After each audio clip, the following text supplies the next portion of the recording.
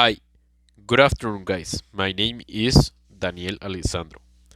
So, this is a tutorial for a physics problem. I will explain how we can solve this problem with some tips. So, let's go. Okay, I will explain the problem. So, block M1 in the figure below has a mass of 4.20 kilogram, and block M2 has a mass of 2.60 kg.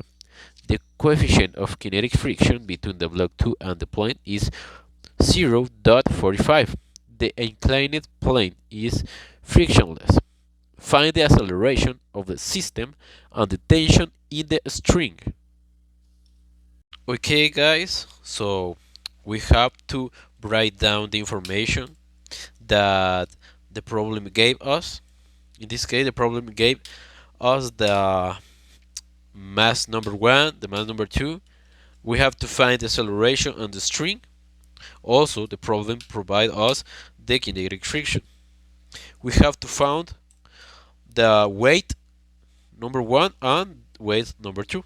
Okay, so when we found the weight number 1, we have to multiply a lot of things. In this case, we have to multiply the mass with the gravity, and finally um, the 27 cent. Okay, finally we have to multiply um, the mass number 2 and the gravity. So here are the answers, as you can see. After that, we have to create a diagram from each box.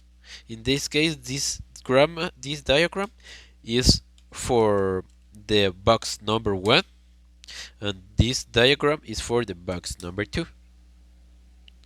In this case, we have weight 1, weight 1, we have the normal, we have the tension. Okay, in the other diagram, we have the normal, the tension, and we have the kinetic friction, and finally we have the weight. After that, we have to create equations from each box. In this case, we have equations from this diagram, and we have other equations from diagram number 2.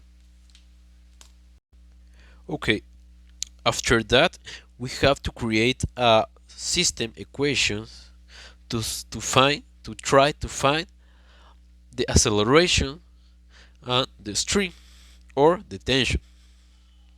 In this case, we have to do a lot of steps, as you can see. Also, we have to find the kinetic friction, and finally we have the acceleration. The acceleration is 1.06. Okay, after we found the acceleration, we can introduce this information into a individual equation like this. Tension is equal m2 multiplied a less kinetic friction. Okay, so finally we find the tension or the string, and we found the acceleration. So thank you guys for paying attention.